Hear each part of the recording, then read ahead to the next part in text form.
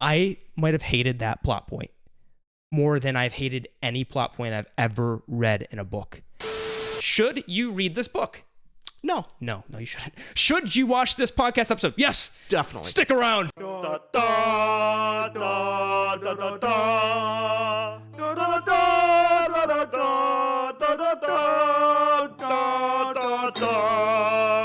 back to another Tutor Ramble episode. I am Austin. And I'm Richard. And boy, oh boy, this is going to be such a fun episode for me. Oh yeah, we finally get to be united in our displeasure of a book. Normally, we're on one or the other side. That's one's right. more positive, one's more negative. This time, we both really dislike this book. Screw balance. We're both going to be really harsh today if we weren't already harsh enough on books. And I will say this. Should you read this book?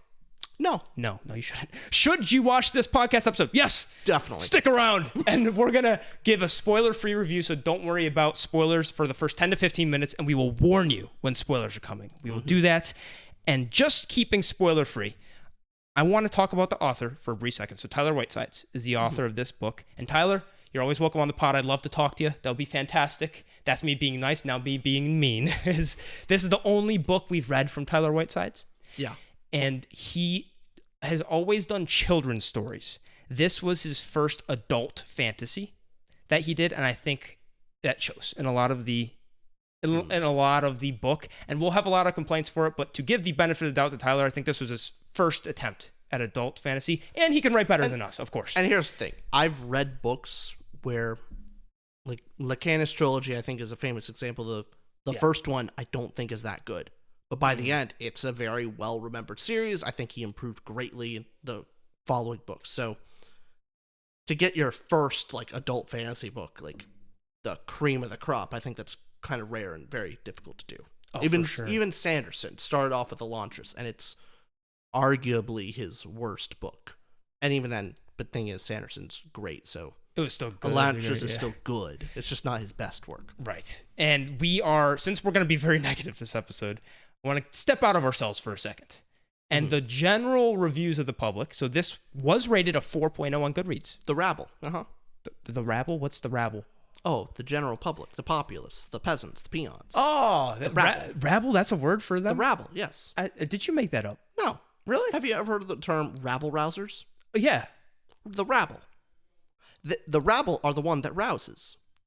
The rabble-rousers. You're sounding like me right now. And I think I've infected you with something. I don't know what it is, but get checked. Get checked out.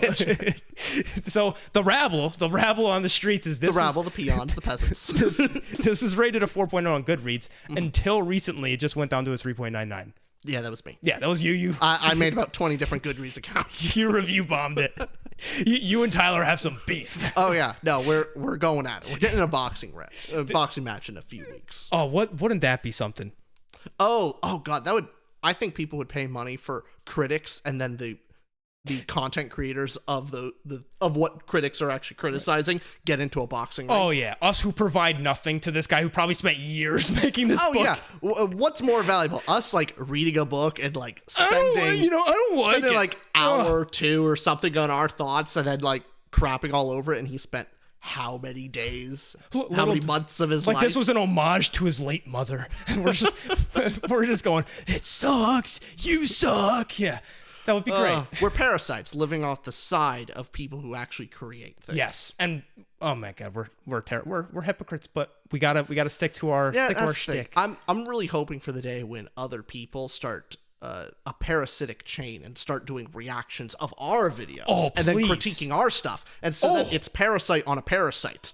Yes, that would be great. Man, someone created a channel called 3 to Ramble, and then 4 to Ramble. No. And 3 to Ramble is literally just that person in like the corner doing a reaction video to our video, and that's 3 to Ramble. Then 4 to Ramble is someone reacting to the reactor to ours. Yes, there we go. Yes, that's what we need. That's fantastic.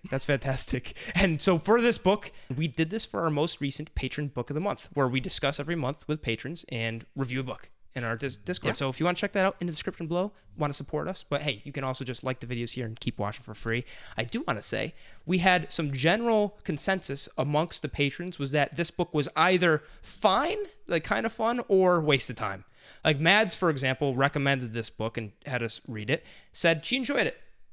And then you had Breadsticks, for example, said, I spent $20 and I don't know if I needed to. And then you had someone in the middle like Lucas who said it's B-level Marvel fun. So that's to give, I guess, the three angles of whether it was fine or not. And to be fair, I actually understand kind of all three perspectives of it. I can understand someone going like, hey, look, this is in my genre wheelhouse. I kind of like it. It's enjoy. Like the whole idea of B-movie Marvel fun. Like that's what the book does really feel like. I'd say at best it does that, and that's totally fine. I think that for you viewers out there, we did say don't read this. There's some of you will like it more than we did. We're definitely more negative because... My only thought on this is if you really liked The Lies of Locke Lamora and you're looking for another book like that, this book doesn't scratch the itch because you're constantly reading and going, man, this is just a worse version of The Lies of Locke Lamora. So you'd say to the viewer, read Lies of Locke Lamora, not Ardor Benn. Yeah, exactly. Now, listen, don't click off. That doesn't mean click off the video and everything's over. I'm gonna make you stick around and I'm gonna throw insults at Rich or something. I don't know. Stick around for that. That's what they're always here for. I think we're here to rib on each other. The drop off rate, like we're saying, don't read it. They're like, okay, next video. But see, that's only if they trust us. That's right. Okay. That's the thing. They only click off the video if they trust our opinions. Absolutely. Oh my God, everyone's gonna stick around now. There we go. Yeah. So spoiler-free review, what this book is about. And I'm going to not give my bias in this. This is actually what the book is about. You have Ardor Benn is your protagonist, and he is a ruse artist. And, makes a lot of tricks and disguises and does things to trick people. He's a ruse artist, and he gets this big ruse because a priest comes to him. The priest's name is Halivand, and the goal is Ardor Benn has to go steal the king's crown, the most valuable item in all the realm. And we don't know exactly what the ultimate goal is. So there's a bit of a mystery element from the priest's end. The priest has this mystery story, finding out why you need this crown. And then you have Ardor Benn in the heist story of he has to go steal the crown for the priest. So it's great concept, I will say that, where you have half heist, half mystery. And I was enjoying the book at first as well. So it has that going for it. And then you find out there's a bunch of mysteries that come and it gets big in scale. That's too much. I don't want to go further than that with the spoiler-free review. Is that fair enough, or do you want to add anything on that? As a non-spoilery part of it, yeah, I do think the book would be better if it was a better mix of the mystery and heist. If there was a little less heist and a bit more mystery, I think it would have hit a really good balance. That's fair. And I'll get into specifics on how I think that could actually work later when we talk about plot. All right, Rich. So what did you rate the 1,000 Deaths of Ardor Benn? I rated it out of 10 on our Rambler rating. Rambler rating. A 3.85 out of 10. Very specific and nice. I like it. It tickles my fancy. You know what I gave it? What'd you give it? A 3.7. That's pretty low. Lower than you. Isn't that surprising? That is lower than me. Was that your response? We're 0.15 away, and your first reaction was, that's pretty low. We're the same. It's like, we're just be my friend for once, Richard. I start crying. I can't do it. So, let me get this right. Hold on. Let me get this right. You gave it a 3.85. Yeah. I gave it a 3.7. Your first reaction is, oh, wow, that's pretty low. That's a surprisingly low score. You gave it the same. Bastard. Sorry, it's getting hot. Yeah, we have to turn off the AC in here, else it registers on the mics, because apparently we don't know how to actually cut that noise out without making our voice. I'm getting into the details again. Yeah, you didn't need to do that. You really didn't. I didn't need to pull back the curtain of our problems behind the scenes. So many, bro. We just start dishing out stuff. Like, you know what? My feet, I have a blister right now. I do. It's real bad, actually. Is it? Yeah. Do you want to know? No, I don't want to. I wanted to. I was going to give you something for it. I'm not going to. Okay, but we're still at spoiler-free. Keeping on that spoiler-free, what would you say about the book? Why you didn't like it so much before we get into spoilers? Ultimately, it comes down to believability. Okay. When you're crafting a world, the best thing you could do is make a world where people think, oh yeah, I can see that as being real. And where things are internally consistent, where you can come up with a thought and actually play it out in this world. Because things are kind of internally consistent and it all feels real to you. Mm-hmm.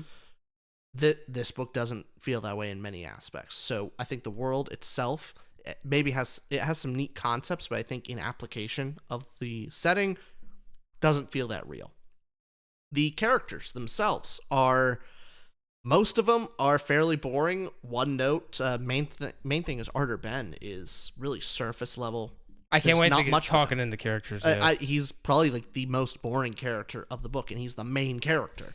And then third is the plot. There's some pretty significant plot holes that maybe it's not a full Deus Ex Machina, but it makes me feel this book did not need to be this long. Basically, every category it failed at that for you.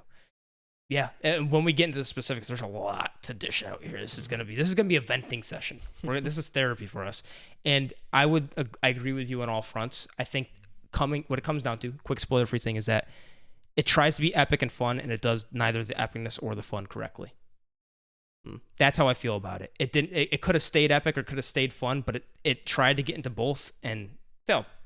Failed for me. Again, very pretentious to say. It's just it wasn't fun and epic enough for me. You know, it didn't do that. That's what people are. That's what That's what we're here for. However many couple hundred people are here for. Yeah, that's right. So, ready to get in spoilers. Here's the spoiler warning for you all. Should you stop watching the video? I mean, if get another opinion before you get into spoilers here if you haven't read it yet. But we will be talking spoilers. We will be doing that starting now. Richard, what is your emotional impact score? A 3.75. What was yours? A 3.75. There we go. We agree. That means you have the correct score. So it takes you agree with takes us having the precise to the 100th decimal score for you to give me an ounce of respect. You have to have the same opinion as me, or else you're wrong. So when we were off by 0.15, that was 0.15. That was a big wrong. deal. No, I do agree because we have to figure out why we were 0.15 off specifically. Yeah, exactly. But emotionally, we completely agree. Yeah, exactly. And emotionally speaking, I know this trickles down into the characters, the plot, but broadly speaking, now we can talk spoilers. Why does it suck? Broadly speaking, in the first half of the book, yeah, maybe 70%, something like that, I thought it was I was thinking more 5 to 6 range. It wasn't really gripping, but there were some aspects that I was more positive about. So yeah. Not the worst. It's by the end that I became very detached from the story and didn't really like it. And so that's what dropped the score for me. That kind of applies for all the characters and the world building and then the plot. I just kept getting taken out of the story, and I could very easily put it down. So fair enough. Emotionally speaking, yeah, I would have probably not finished this if it wasn't our book club of the month for the Patreon. I mean, really, I would have probably stopped at some point. This would have been a DNF. For me as well. I think it's good to use the example of Brandon Sanderson teaches the 3 Ps in storytelling: the promise, progress, payoff. That's what it comes down to of why you love a story or don't love a story. You're promised something, there's progress, and you get the payoff at the end of what was promised to you. And it fails at that. It makes a promise, and the promise is there's going to be this heist and the scale is going to increase. And it does. The things happen, but the progress to get there spends too much time in one places. There's plot holes in there. The characters aren't interesting to follow. The world isn't realized, and that all accumulates into this payoff that is way quicker than the actual progress, which is more unfun, which we'll get into in plot. I would also say the payoff is very detached from the promise. Very. Okay, go on that. Maybe I'm not understanding you. Yeah. Okay, so ultimately, there's the mystery aspect, and then there's the heist aspect. Yeah. The heists. So the big promise of the book is the heist, and then that's kind of done, and it's kind of the heist went off without really a whimper. It's not the end of the book, and then the mystery is teased, and that's the actual big finale. And both feel kind of strange, where you have a big promise for the heist and a very weak payoff, and you have a weak promise for the mystery and a big payoff that doesn't feel earned. Right, and even do you see that kind of weird mix? Yeah, I'm thinking the best example of that, which we will harp in on plot. So we'll move on from emotional impact after this, just because we'll get more specific. But with the payoff, for example, of who was the spy. Well, we'll talk that in plot, but that's a promise that was made in the book of, hey, there's a spy, and the payoff of that's just one micro example of all the promise and the payoffs that were made here. Is that a fair example? Yeah. All right, so let's get specific. Characters, what'd you give characters out of 10? I give it a 3.5. What'd you give it? I I gave it a 3.5. There we We're go. 2 for 2. If you're watching our channel for the first time, this is a miraculous because usually we're off by like 0.5 and it makes a huge argument. But this is great. I feel my brethren, because our scores actually adjusted a little bit after after we were in Discord and after we talked about it with the patrons.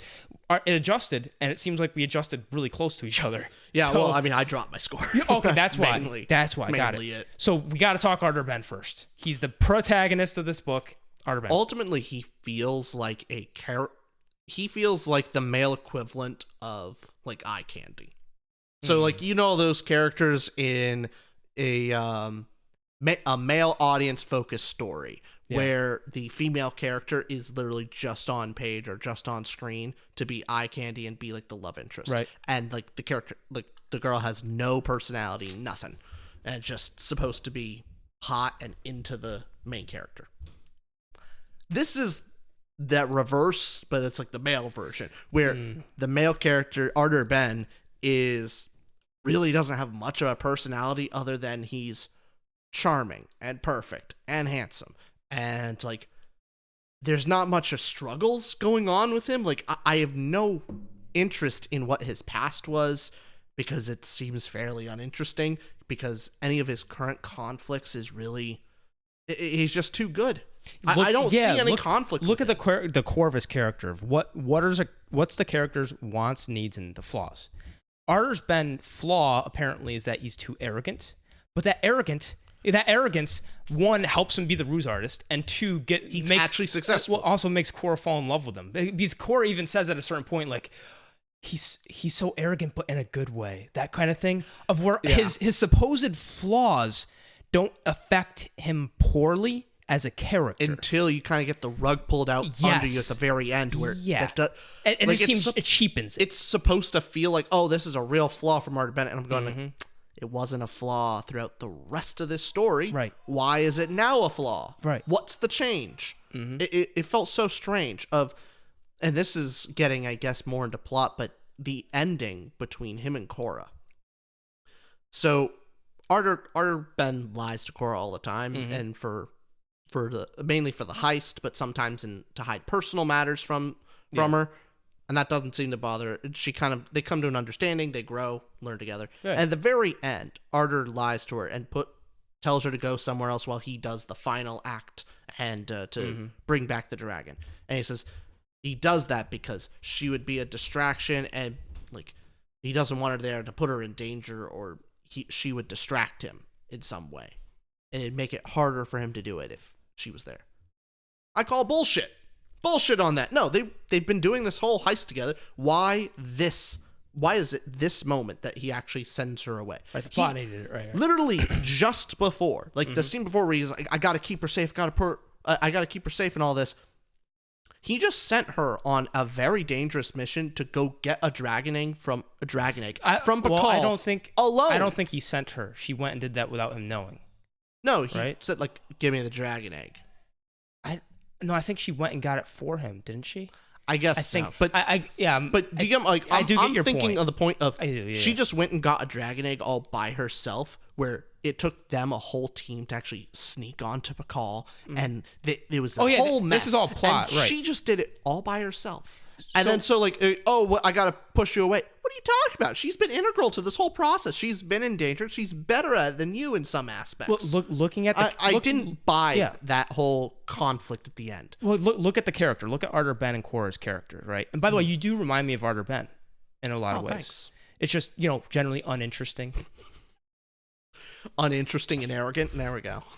Yeah, you said the second part, not me. But Ardor Benn, and look at their characters, because we'll get more into plot with that, because I had that huge complaint too. But as a character, Ardor Benn and Cora, I think why that plot reason doesn't make as much sense is just before that. Cora's example in the argument that she has with Ardor Benn at the end is, hey, you didn't even save me from Tantalin. I escaped myself. As an argument. And I'm just thinking, even that thing is for a character to say, even though you're high on emotions or whatever it might be, is I can't relate to somebody being like, hey, you got me flowers, but I already had flowers. It's just a silly kind of cliche forcing the characters to have an argument. And I think I don't understand I don't understand the character relationships enough because Cora just falls in love with Ardor Benn. One of my complaints, Cora is I think one of the better characters in the book. Well, because she actually has flaws. Yeah, what doesn't make sense is her quick way of falling in love with Ardor Benn, because it's kind of that cheap romance of it just kind of juts in there, and the lines of like he's arrogant but in a good way, of Sparks, he's amazing, and just all these things. Sparks, he has such a way with the words. And I will later show up that line that happened. Oh my god, it was terrible. But yeah, you get what I'm saying with the characters are there. And then you have Rake. What do you think about Rake as a character? Boring. The main thing, his perspective wasn't there. His whole existence was to be a red herring. That was his purpose in the plot. You could almost cut him out entirely. He was there to make, like, basically they wanted some banter dialogue between him and Ardor Benn to show, like, what fun pals they are, and it makes them more charming. But other than that, like, you could honestly cut Rake out of the story pretty easily. It's not that he's not in it for a lot of... He does a lot of stuff behind the scenes that doesn't really need to be there. And ultimately, by the end of the plot, you kind of realize why he's there. It's to be a red herring. That, it's Rake's the traitor. Rake's the traitor. Rake's the traitor. Psych. He isn't. And on plot, oh my god, we got a lot of frustrating things to say. What do you think more so about the villains of the story, like the king or the Prime Isle? Kind of dumb. Like, I guess the king is a bit more but when you first meet him, I kind of liked him. But the problem of being an intimidating villain, he's tricked every time, like over and over and over again. To the point I just don't buy him as a real compelling villain. Got it. Yeah, he was. How many just times? fine, every interaction, he basically takes the L. Oh, I'm about to grind your gears. I forgot about this character, Tantalin 4. Yeah, no, that was Tantalin 4 was an annoying character. Character to follow. At one point, like in the beginning, you go, okay, it's Ardor Benn's like past love interest, and that's gonna be keeping him and Cora apart in some way. And then you meet her, and she doesn't make sense at all. She felt like so convenient to the plot. She almost felt like a Deus Ex Machina of like, oh, stuff's going wrong, and then she just kind of helps him out, and then but still doesn't like him. And she's supposed to be this straight and narrow. Straight and narrow. She's working for the king. She follows the law and all this, but she breaks the law several times, pretty darn easily. For Ardor and all that, yeah. But then she also helps Cora. Yeah. It just is. Yeah, there don't seem to be really any consequences. There's no real drama there of all the conflict between Ardor Benn and Tantalin 4. There should be something there, and it feels like it just falls flat. This is exactly how I rate things as well. And when I'm judging a book, is this Thousand Deaths of Ardor Benn could have just went for that fun heist of Ardor Benn being that James Bond character.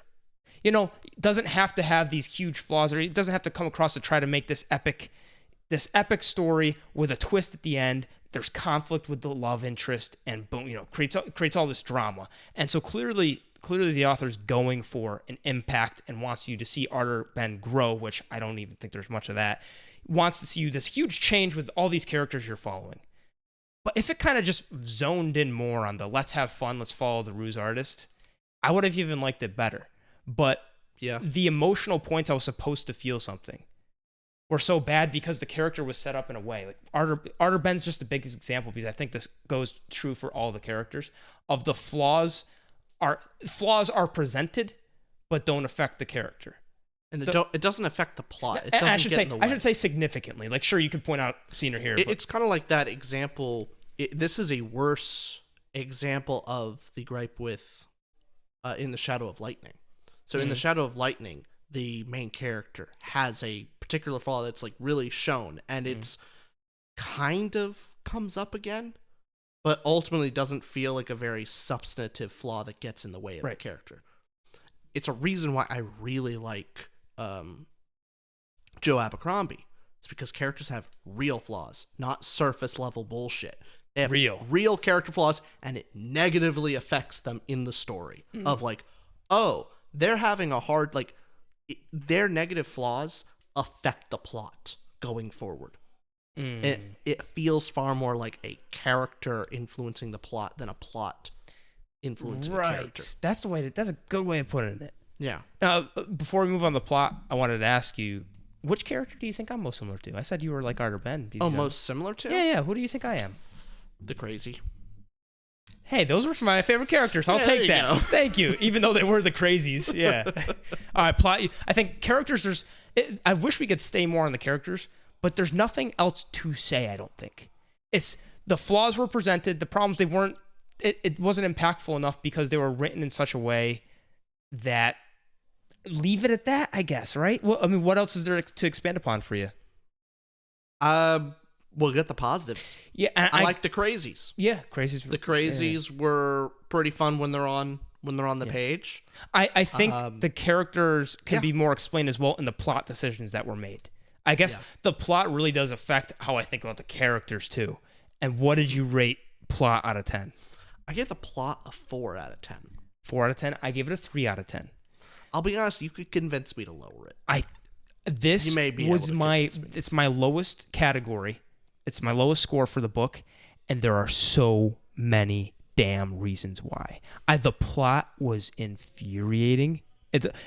Actively, I was reading it going, come on! What? Are you serious? Richard, help me! I'm gonna cut my arm off! Richard, help! So it was really bad. I was having a tough time. And did you hear me screaming that upstairs? No? You didn't? I tuned you out. Oh, you heard it and went, nah, he's fine. Put the headphones back on. I got a bullet point list of stuff here. Okay, first point, and we'll just go from there, right? I just want to, okay, here's the positive. Here's the outlook of the plot. The plot is broken down into 3 parts. Capture crown, get egg, not get egg. Capture the crown, get the poo. Go to Pakal, get the poo there, and then become paladin and visitant. There's the 3 parts of the plot. Yeah. I think that's a good way to break it down just so we can look at the grand scope of this. First thing, pacing of the book.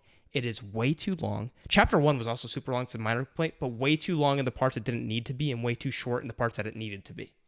Yeah, it comes down to the promise and payoff. Is the first part is the biggest promise. Yeah. This big long heist, and then what promise and payoff? So you agree with me, like the whole thing I was saying, promise payoff. You think that was a good? With you. Yeah. Yes. What do you think about that? You want to give me some like, hey, Austin, that was earlier when you said the promise and payoff, like from Sanderson. I thought that was great contribution to the podcast in general. Now you're making me want to disagree with you. You understand that, right? I'm fueled on spite. I know. I'm making fundamental parts of storytelling. You know what? The first part's the best part of the book. It's just anything. You know what? I like that ending. I'm upping my score to 8 out of 10. Change my whole rating. But okay, so with the promise and payoff. Well, think about it this way: is what the promise of the first one is probably the biggest, the payoff is the least, and it's the most time spent. Like you spent right. the most time on it, and yes. So the thing you spend the most time on should probably be the most important. Yeah, and the things that they spend the least amount of time on was ultimately the most important stuff. Yeah, where it would have been, I think this change could have really made it a far more interesting book. Yeah. And I had this thought, like literally while we were talking about it, is what if Ardor Benn was actually taking a more active role in investigating Halavent and trying to figure out why they're going on this whole heist. Okay. What that would actually solve is actually incorporate Ardor Benn into the uncovering this mystery element. Maybe he starts working with Halavent on this, gets clued in on this stuff earlier, and then has to lie to the crewmates because he doesn't want to throw them off, and that could add a bit more drama there. But it would add that mystery element and make it more important rather than just kind of dropping the mystery portions in Halavent chapters every so often, then we eventually find out. And it feels so isolated.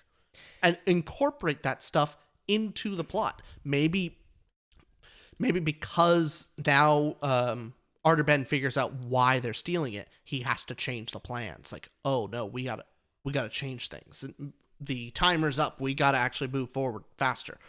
Whatever it may be, Okay. That could have been more integrated and actually make the long heist part of the ultimate payoff. And that long heist seems to be on the backbone of the heist itself is explained in so much detail.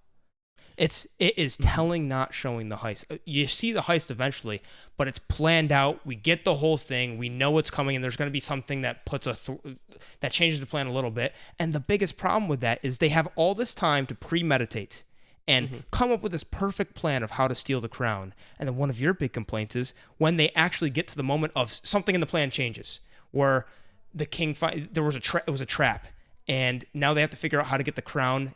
The king's coming into the throne room. What do they do? Oh my God. And then in that moment, Ardor Benn comes up with a better plan than all the premeditation it took to get there. Or an easier form of the story. And by the way, viewers, this is Rich who came up with this. Like this is I'm venting through you and I completely agree with your point on this, is that Rake has disguised as a Reggie several times.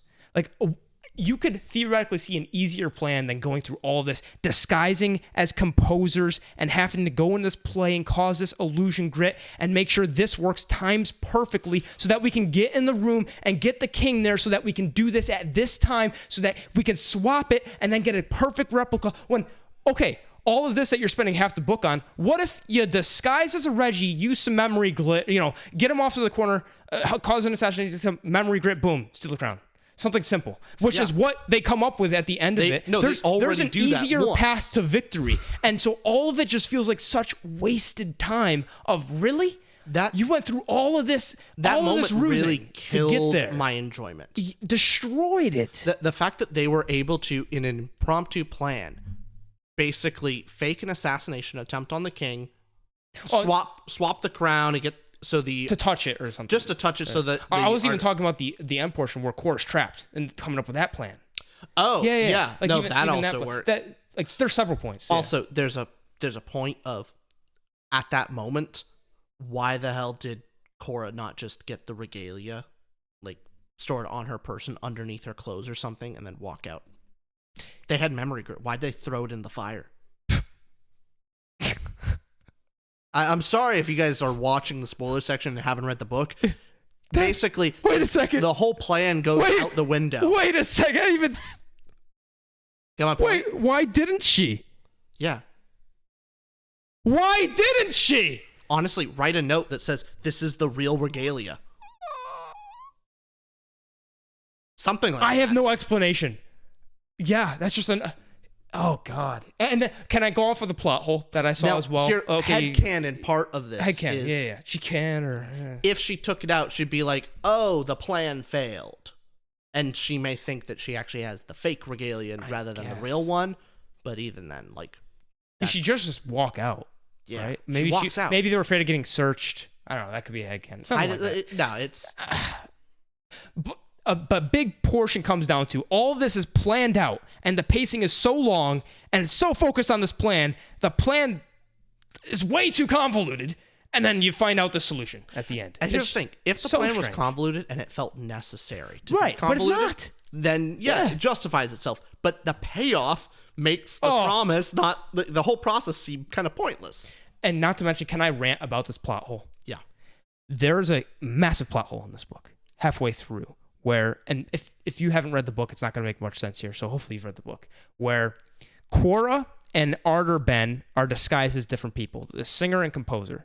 So Ardor Benn is disguised as Dale, Cora's disguised as Azania, I believe her name is? Azania. And what happens is, when Ardor Benn is called out by, at the time we don't know it's Elbrig, one of the crazies, but is brought on the stage. It's like, hey, this is the guy who did the Unclaimed Symphony or whatever it was. There's the gunfire, and they know Ardor Benn's in the building. They have to search everybody.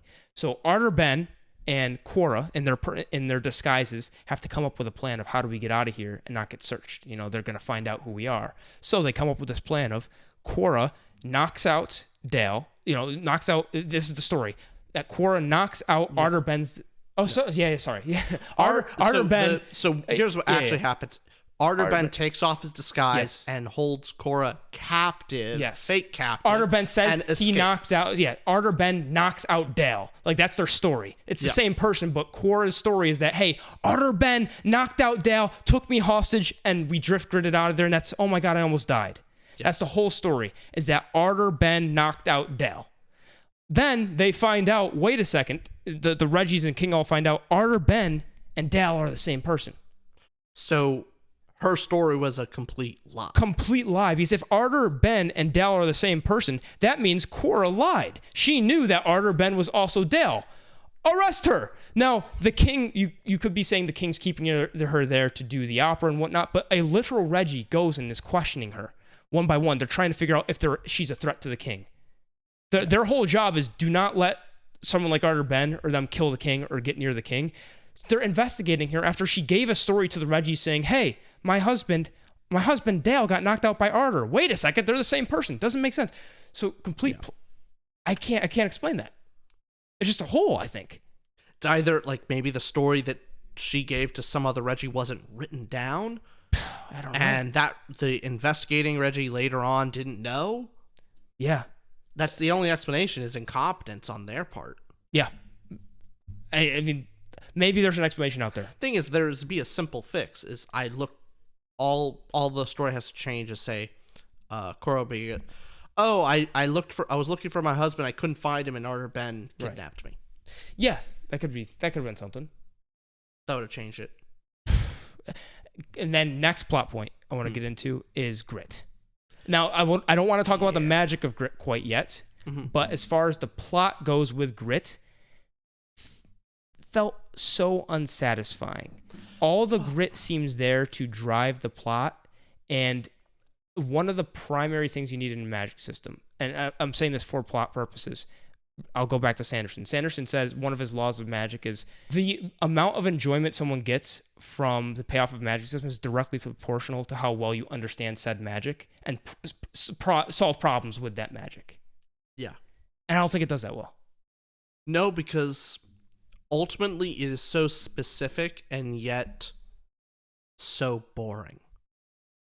There's not really any interesting applications of anything in here. Like, they combine stuff together, but it all kind of just makes too much sense. And I was also thinking, so if you haven't read the book, how the magic system works is they basically feed random junk to a dragon, and depending on what they feed it, when it poops out the, I think defecates is a better word. Defecates is a good word. For some reason, the dragon burns its feces with its dragon breath, and then humans come along, take that, and process it into a powder, and that powder can explode and operate all these different magic systems. An example, apparently oak wood does the void grit or something. Like it does a specific function, and it avoids a certain space in an area. But if you use redwood or any other type of wood, it doesn't do the same thing. And I'm going, or human skull why? Versus a femur. So human skull fed to a dragon will create memory grit. And here I'm thinking, but human skull bone is the same chemically speaking, it's the same as femur. Right. The boring answer is, it's magic. Right. Yeah, but how does the dragon's gut know the difference between... The believability isn't there. It's the... Yeah, it just... It doesn't really operate. And then they're so specific and distant from each other. There's kind of a weird connection of how each of them operate kind of oddly specific. Yeah. None of them really... what is the connection between memory grit and void grit? And also, or drift grit. Yeah, that's more in the magic. When talking about the plot of what grit does, of why it's so just doesn't work with the plot, is yes, it's set up hey, we see memory grit early on. Yes, we see illusion grit. It just seems like everything you could possibly need for the ruses to work, there's a memory grit for you. For some reason, it's not as fun, and also because of the kind of unlimited supply. It's not like other magic systems where there's some limit to, you create limits with your magic. You make it so that magic's there. Like Kaladin can do certain things. That's in the backpack, and you could do this at certain times, and there's limits to it. With the grit, it's like, okay, you got all this grit on you, and you go into the plan. It's kind of unlimited. They have it because they have unlimited money. So you need to do this, okay? Memory grit. You need to do this, illusion grit. You need to do this, fly. You need to do this. So whatever the plot needs to serve, there's a grit for it. And it doesn't feel satisfying of how they get the grit. It doesn't feel satisfying of what the grit does. There's never that moment of an interesting combination of grit where you're like, ooh, whoa, they did something new. That's cool twist. The payoff of the proportion of I Yeah. understand. They did something, they added on exactly right. And it exists. And that's so unfun. And here's the thing. If it was that where maybe it's not very creative, yeah, it could be more fun. Mm-hmm. It's kind of lame of just it creates spheres of clouds that do a thing. right. And typically just the use of it is not very fun. I'm thinking of like Mistborn. Mistborn I think is a very similar magic system in a way. This is not really a spoiler to Mistborn, but the magic system works as if a person who has the ability of allomancy, which is the name of the magic system, if they consume a metal of a certain type of metal, they will be able to burn it inside themselves and use a certain power. And when they run out of metal, they run out of power. But they could eat more and all that stuff. But all of the powers seem to have very interesting yings and yangs that kind of all connect to each other in a certain way. The applications become very interesting on what the limits and how far you can push it and where you can't. And can you digest any metals in this far more fun. Well, can you digest any metals? Like, is that how's it work exactly? Yeah, basically you eat it. Like it's tiny. You like basically put it in your drink. Interesting. I have to read Mistborn. You have to read Mistborn. Okay. It's great. It's great. Okay. Yeah, so when it comes to this, did not land there. And let's talk more grit when we get to magic. Sure. Because I want to go into another big plot point and make sure we don't go over this, because this might have affected my opinion of the plot more than anything. I said it was minor before. I say it's not minor. It's major. I say minor because it makes it a small detail when it's revealed, but it's such a big part of the plot. Is who was the traitor at the end? The stupid baker. I'm gonna say this real quick. Tyler Whitesides, again, all the respect. You wrote this book. I'm so sorry, Tyler. But I might have hated that plot point more than I've hated any plot point I've ever read in a book, because it was so it felt that right there is where I went, I am wasting my time.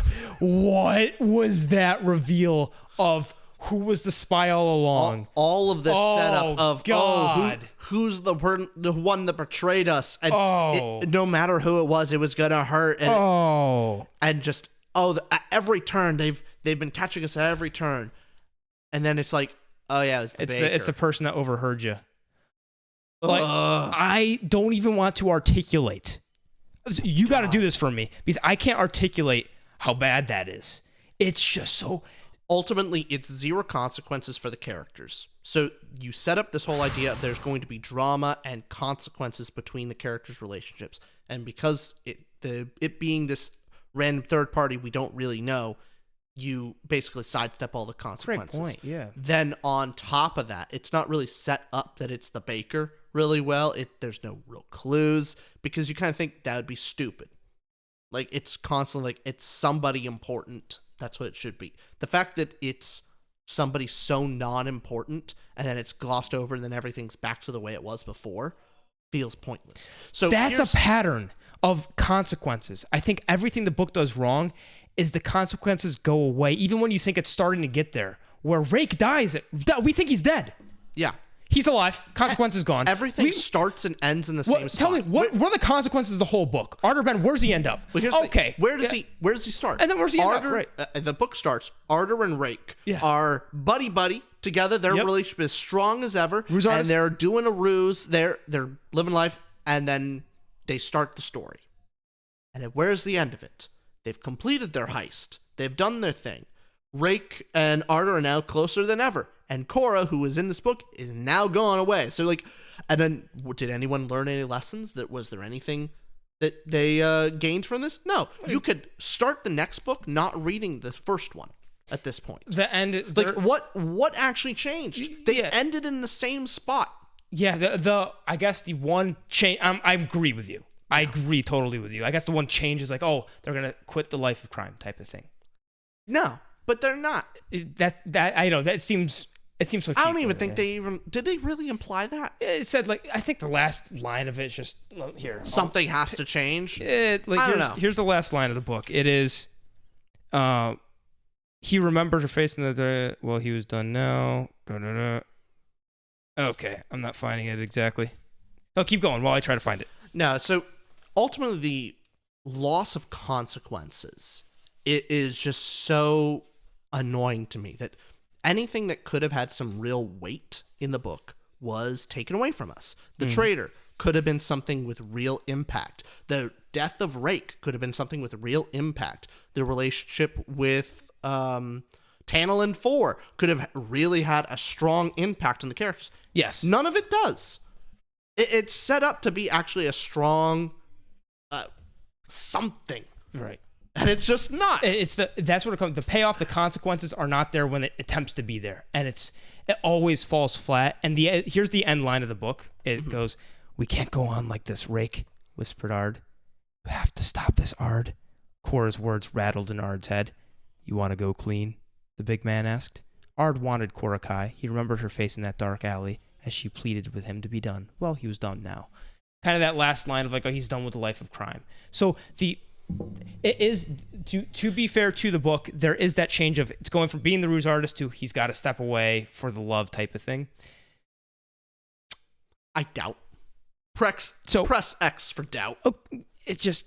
But hey, maybe that is the case. But maybe it doesn't really feel that way.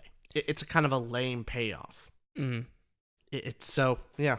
And maybe it makes it even worse because of that cliche, also weird levels quarrel at the end wasn't convincing of how the characters were built up and how cheap the argument was. And I have to say, I said this briefly with the pacing, but it really did bother me how much this book set up the plans and explained the plans and went into detail of the convoluted plans that didn't need to be convoluted, and then the payoff being that weak. I have to reemphasize that. And the last thing I will say, I think this comes from... this is the end of part 1 of the book. So this book is split into, I think it's 4 or 5 parts. Is that correct? Yeah, 5 parts. It was 5 parts. So it's split into 5 parts. And with your Stormlight novels, or even Red Rising series does this, it has each part, and it's broken down. And the end of those parts has something that you need to pause now. You need to pause. So end of part 1 in Stormlight, I believe, and I won't say what it is for spoilers purposes, but it ends like, woo. Something important. Something important that makes you have to sit back and go, I'm ready. Something is changing in pace with the story. The end of part 1, we never heard her name before, but Ardor was thinking about Cora or whatnot, and then the last sentence of part 1 is something like, oh my goodness. Everything was going okay, except Ardor was thinking of Tantalin 4. Tantalin 4. The name drops this person, Tantalin 4, which we haven't heard. We don't know who that is. It's supposed to be this big moment of Tantalin 4 from his past. And it came off. So I'm like, why is that the end of part 1? Why is that significant? Oh my God. So I'm sorry. I'll move on from plot, but do you want to say anything else on that? Nah, that's about where. Let's go on to dialogue and prose. Dialogue and prose. What'd you rate that? 4.75. I give it 3.75. Yeah, for once, I'm harsher on dialogue prose than you. I know. And here's the thing: it's not that I'm thinking, it's significantly better. I think it's just that most books are about average like this. Okay. I think just most books are like maybe a little bit better than this. Okay. But I think what put it lower than just close to average were these 3 things. The first I've written down is this is more unfair because it's maybe I'm putting this into my judgment, but it's his first adult fantasy, so I don't think it reads very well in that setting. So that's the first thing, but that's more general critique. So to get specific, the second point is the things we know are explained again by the characters. Yes. So the prose is so in your face of, remember the lizard scene? I do. So that was a more annoying aspect I can remember. This is a specific point of where he used to write children's book, is now writing adult fantasy, where he's going, hey, the lizard, this is a different lizard. on Pekal the island. It's not the king's lizard, reader. So it's over-explaining himself and wasting lines. The economy of words in this is, I think, real bad. Again, Tyler, we're critics on here. We're assholes. I'm sorry. So this is, again, us being completely unfair. Just straight opinion. Of course, could I do better? No. But I hated it so much. I really did. And one of the biggest reason the prose was so awful for me was Ardor Benn is supposed to be this witty, charming. His dialogue and how he says things is, I'm supposed to feel how charming he is. And here's the line that, Cora falling in love with him. Here's what he does. Ard snapped his fingers, an early sign that a sharp idea had entered his mind. The reception hall! I'll put it in the letter. Ard pretended to quote a passage that he had not yet written. We will meet in the palace reception hall, a location familiar to both of us, but one that does not bear the unpleasant memories we share in the throne room. Sparks! Ard was good with words, but Cora wasn't sure why he seemed excited about this venue. Just going on with that. Of that line I just said from Ardor, that line of saying, a location familiar to both of us, but one that does not bear the unpleasant memories we share in the throne room. Sparks! Ard was good with words. Are you kidding me? That is disgusting! By the way, again, Tyler Whitesides, author, I would love to interview you, and you could shoot me out. And Tyler, you could say how bad my reviews are. I'm okay, but I just gotta, I don't know what else to say, is I read that line and went, this might be 0. So things like that of where what is really important in a book is a character's voice. And if the character's voice is centered on being witty, charming, and I'm supposed to get involved with it, and then Ardor says that bullshit? Well, it's just the most average, normal thing. It's just like saying a rant. Like, yeah, it's like if she didn't say Sparks, Ard was good with his words and went on with this, like I might not even paid as much attention to that. It's just when, okay, he said a line. Yeah. But the author's kind of going, oh, look how good of a line that was. Honestly, maybe it's like, here's the headcanon answer. Cora is so socially inept. Oh God, that she doesn't know what good. Like, God, she sees someone who uses has moderate social skills and goes like, oh my God, he has such a way with words. Yeah, but she just doesn't understand. I guess so. That's the only explanation I could have. Sure, bud. Just everyone around Ard is just going like, yeah. Why is he so fucking full of himself? I'd say and Cora's just like, and Nemesis is going like, I've never seen someone hold a conversation for longer than 5 minutes before. It's fascinating. Amazing. I've never talked with someone longer than 2 minutes. Right. Yeah, something like that. So I would say prose-wise, I would agree. It's close to average. Like the prose itself is so readable, and again, better job than I could ever do. Here's the thing of where it's, I think, average and at least up to a certain level of quality is that the image, it is a very clear picture. So I see what's going on. I'm never confused on where I am, what's going on. The action itself is at least described where it's not confusing, which is good. It's a very important thing that many authors do fall flat on. So it's clear. It's clear writing. The dialogue itself, characters tend to have their own way of talking and voice, so that's at least something there. Like, I'm not confused on who's talking. So we both agree it's just average to below average. Yeah. I just emphasize more. Hey, if I'm reading a 5 prose to me is, I can visualize the stuff. It's not perfect with economy of words. There's fluff here and there, and the characters have their voice. I give that a 5. I give this the 3.75 because, yes, I visualize stuff. It checks that box there. But the character voice is supposed to portray one thing, and it absolutely does not. And then the economy of words isn't just bad; it's real bad. For how long this book is, like 250,000 plus words, the story exaggerates so long. I think it could have been half this length and been more effective. So I put that in with the dialogue prose, and this isn't. You agree? You just rate it a tiny bit higher, right? Yeah, I could possibly even lower it. You can convince me. But let's not right now. Let's go to the last category of world building and magic system. I gave it 4.5. What'd you give it? I gave it a 3.25. Wait, 3.25? Yeah. Oh, I think before you changed it a bit. You had it like a 5 before, didn't you, or a 4.5? I lowered it. Okay, you lowered it since we last talked. Yeah. Interesting. So Yeah. I'm gonna agree. Go ahead, rant. I've been ranting too much. Your rant time. Number one thing on world building. Yes. What makes it successful or versus unsuccessful? Yep. Believability. Or do you sit there and could you imagine scenarios and it gives you a sense of wonder of like, oh, this could happen. Oh, this definitely couldn't happen. That doesn't work.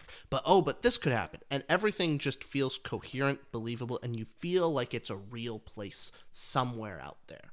The best example being Lord of the Rings, because you put so much time into the history of it that it is real. It's as real as something fictional can be. Mm-hmm. And so there's that internal consistency. With the 1,000 Deaths of Ardor Benn, I kept getting taken out of the story by some of the choices made in the world, that it feels very an incoherent world. So I think all the stuff with the dragons was stupid.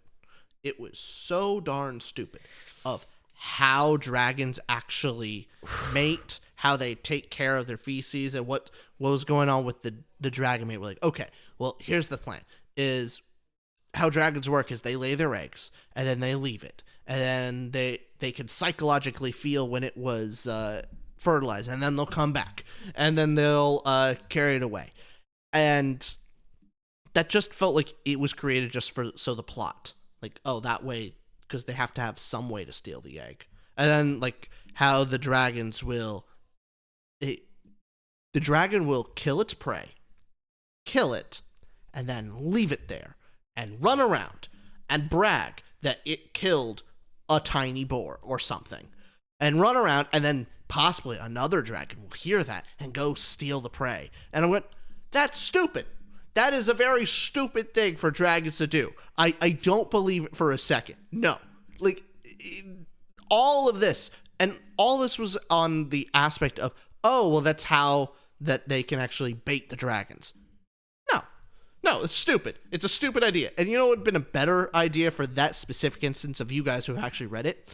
How funny would it be and entertaining if they do have to bait the dragon to eat something, so they capture a wild boar, put it under with memory grit or some grit. There's some grit for it. I don't know. Put them to sleep so they don't feel the pain. They got healing grit.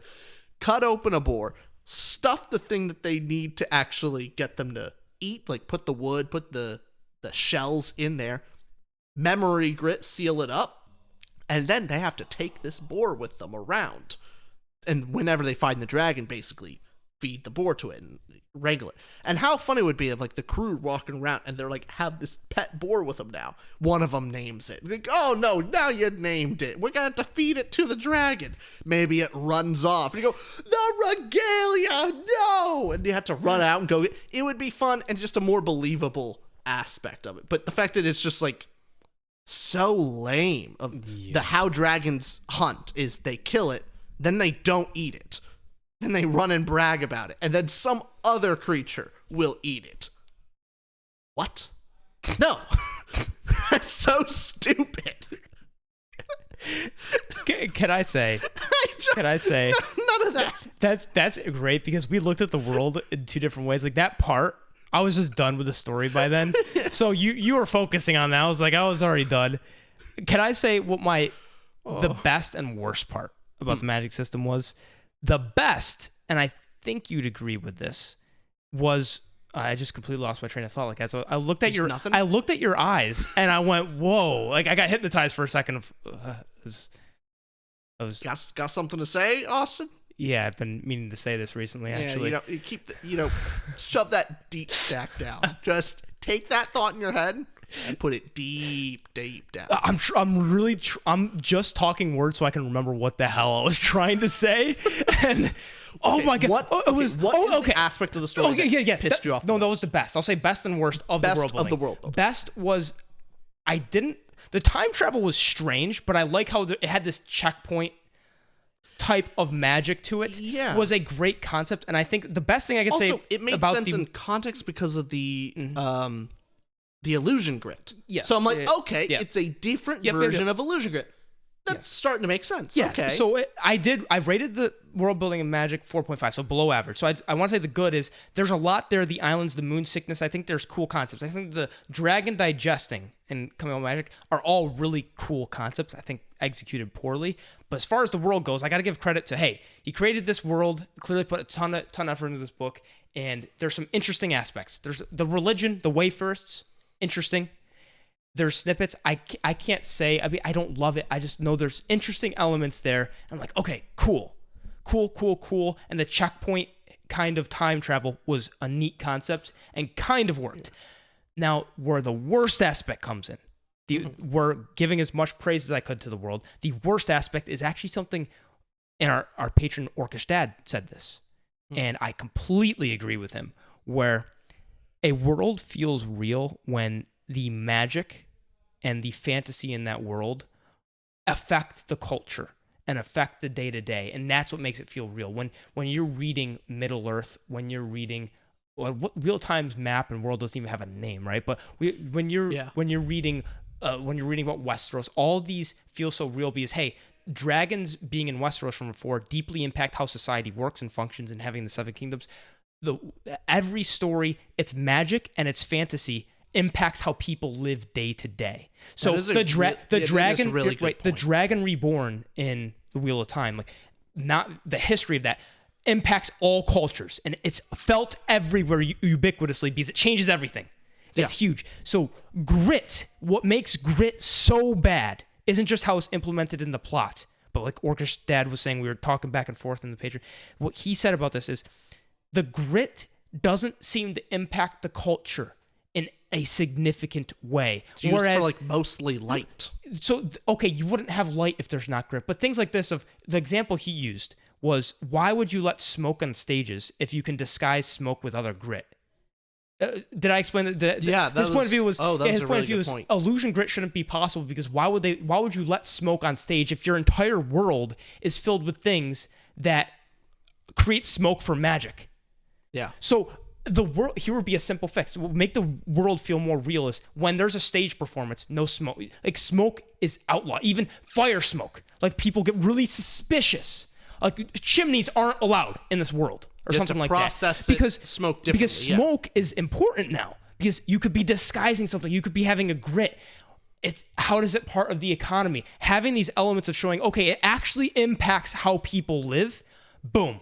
Instantly way better of a world. Maybe no one, like, why don't people use torches? Well, no one's allowed to use fire. Yeah. Like fire is more regulated because of how grit works. And so everyone has to use the expensive light grit because it's smokeless. Or, it's something like that. It's a stable energy source, and there's not this random fire out there where it could be dangerous. I don't know. Something to change where it feels like a fantasy world and it feels connected. And all the ruses feel so easy because the world's not prepared for the grit they're using. Yeah. That's what's so strange. Is I guess why the plot is so unsatisfying with these, here's how you use this grit and this grit. It's without consequences. It's the world is inviting you to ruse itself.